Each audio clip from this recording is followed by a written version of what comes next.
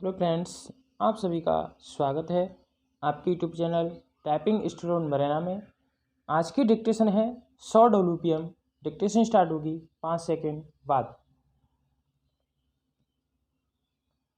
Start.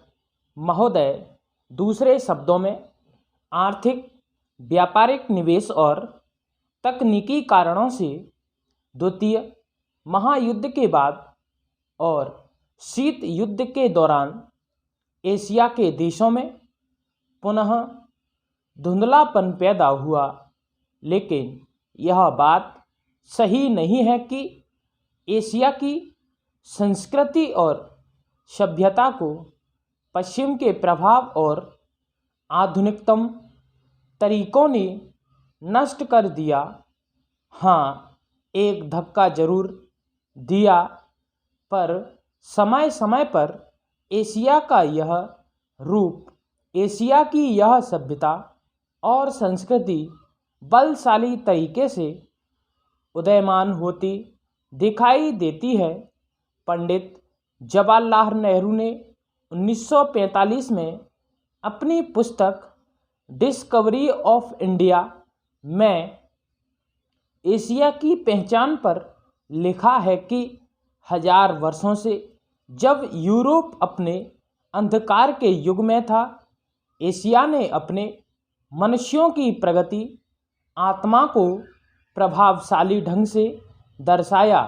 उन्होंने यह विश्वास भी जताया कि एशिया की संस्कृति और सभ्यता यूरोप की संस्कृति और सभ्यता से अधिक प्राचीन है।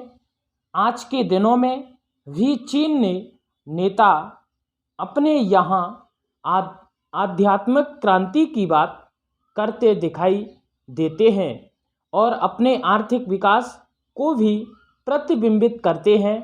मलेशिया के प्रधानमंत्री भी बड़े गर्व के साथ मलेशिया के रास्ते की बात करते हैं और आधुनिकता और पारंपरिक संस्कृति के मिश्रण से मलेशिया का विकास करना चाहते हैं।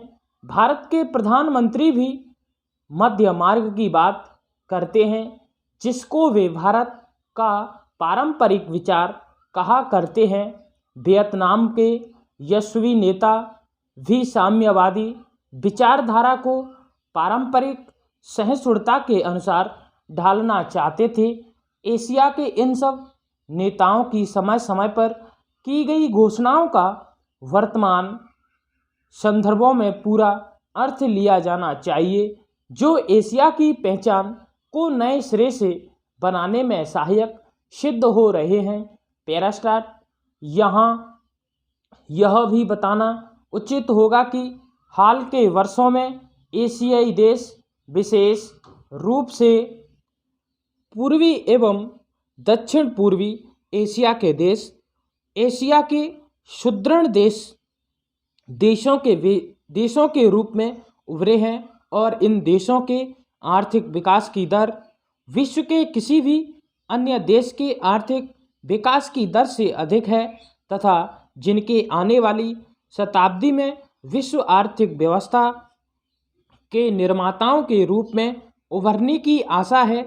आर्थिक सफलता की इन कहानियों का श्रेय मुख्य रूप से अनुशासित कार्य, किफायत एवं बचत की ऊंची दरों जैसी एशियाई विशेषताओं को जाता है तथा इनसे देशों की जनता के जीवन स्तर में सुधार आया है और एशिया की पुनः खोज जैसा वातावरण बन रहा है।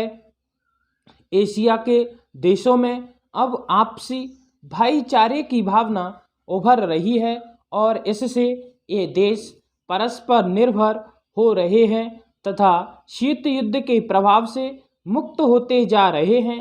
हमारी सरकार ने अपने एशियाई पड़ोसियों के साथ बेहतर संबंध बनाने में पहल करके इस बदलते रुख के प्रति सकारात्मक रवैया अपनाया है।